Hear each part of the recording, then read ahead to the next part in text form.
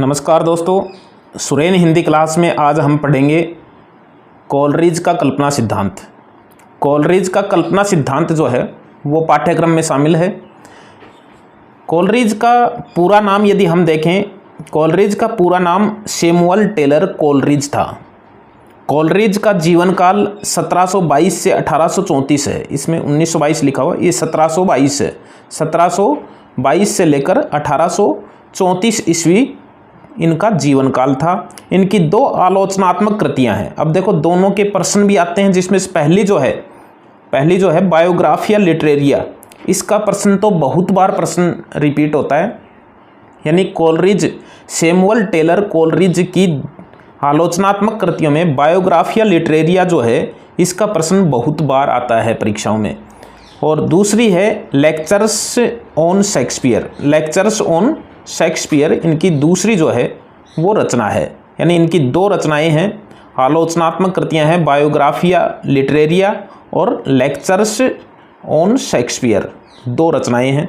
इनका एक काव्य संग्रह है, काव्य संग्रह लिरिकल बैलेड्स, इसका भी प्रश्न आता है। और ये इन्होंने वर्ड्सवर्थ के सहलेखन में इस काव्य संग्रह लिखा था। यानी ये काव्य संग्रह जो है ये कोलरिज और वर्ड्सवर्थ के संयुक्त लेखन में लिखा गया है, लिरिकल बैलेड्स।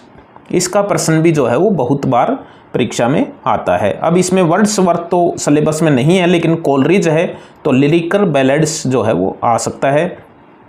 कोलरिज कल्पना को सौंदर्य विधायिनी तथा सृजनात्मक शक्ति के रूप में स्वीकार किया है। अब देखो, इनका जो कल्पना सिद्धांत है कोलरिज का, वो उसमें इन्होंने कल्पना को सौंदर्य विधायिनी तथा सृजनात्मक शक्ति के रूप में स्वीकार किया है। यानी सौंदर्य को बढ़ाने वाली और सृजना शक्ति को बढ़ाने वाली के रूप में स्वीकार किया है कल्पना को, और होती भी है, सौंदर्य विधायिनी भी है और सृजनात्मक शक्ति भी है।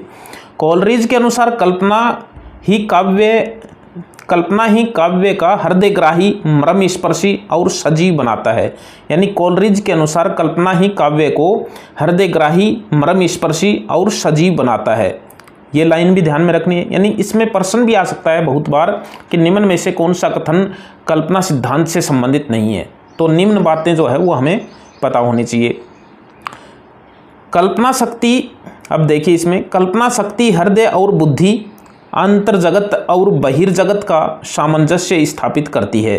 कल्पना शक्ति हृदय और बुद्धि, अंतर्जगत और बहिर्जगत का सामंजस्य स्थापित करती है। कोलरिज का कल्पना सिद्धांत दर्शन एवं तत्वचिंतन की आधारशिला पर प्रतिष्ठित है। ये हमें ध्यान में रखना है। कोलरिज का कल्पना सिद्धांत दर्शन एवं तत्वचिंतन की आधारशिला पर प्रतिष्ठित है। दर्शन एवं तत्वचिंतन की आधारशिला पर प्रतिष्ठित है। कोलरिज ने कल्पना के दो भेद किए हैं। ये भी अच्छी चीज़ है, पता होना चाहिए कि कल्पना की कितने भेद किए हैं।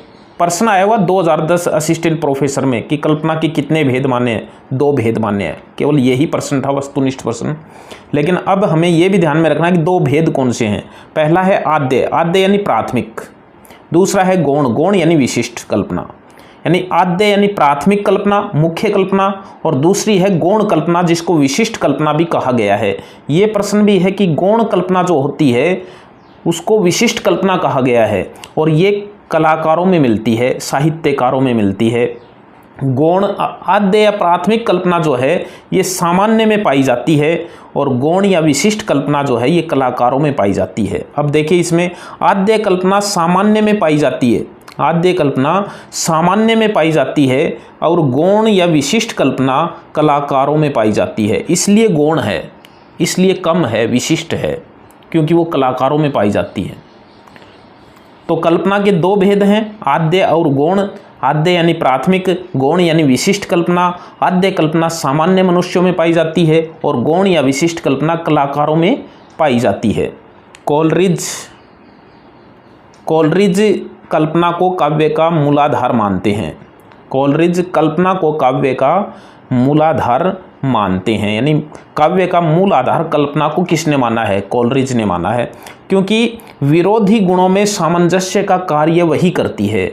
विरोधी गुणों में सामंजस्य का कार्य वही करती है। कौन? कल्पना। अब देखिए, कल्पना, कोलरिज ने कल्पना और ललित कल्पना में अंतर बताया है। कल्पना और ललित कल्पना में भी उन्होंने अंतर बताया है। कल्पना कौन सी है और ललित कल्पना कौन सी है? कल्पना और ललित कल्पना में भी कोलरिज ने अंतर बताया है। इन्होंने कहा है कि कल्पना जो होती है यह आत्मिक होती है, जबकि ललित कल्पना जो है वह यांत्रिक होती है। कल्पना आत्मिक होती है, ललित कल्पना यांत्रिक होती है। इसका संबंध मन और आत्मा से है। कल्पना का संबंध मन और आत्मा से है, इसका संबंध मस्तिष्क से है। ललित कल्पना का संबंध मस्तिष्क से है और यह गिल्टन व शेक्सपियर की कविताओं में उपलब्ध है।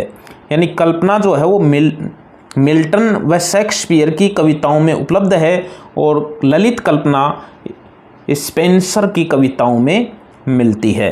तो ये इन्होंने कल्पना और ललित कल्पना में भी अंतर किया है। कल्पना आत्मिक है, ललित कल्पना यांत्रिक है। इसका संबंध मन और आत्मा से है और ललित कल्पना का संबंध मस्तिष्क से है। तो ये हमें ध्यान में रखना। ये छोटा सा है ललित कल्पना सिद्धांत जो है ये कोलरिज का, हमें याद होना चाहिए। इसको एक बार फिर पढ़ लें तो याद हो जाता है ये। फिर मिलेंगे किसी अच्छे बिंदु के साथ, तब तक के लिए बाय।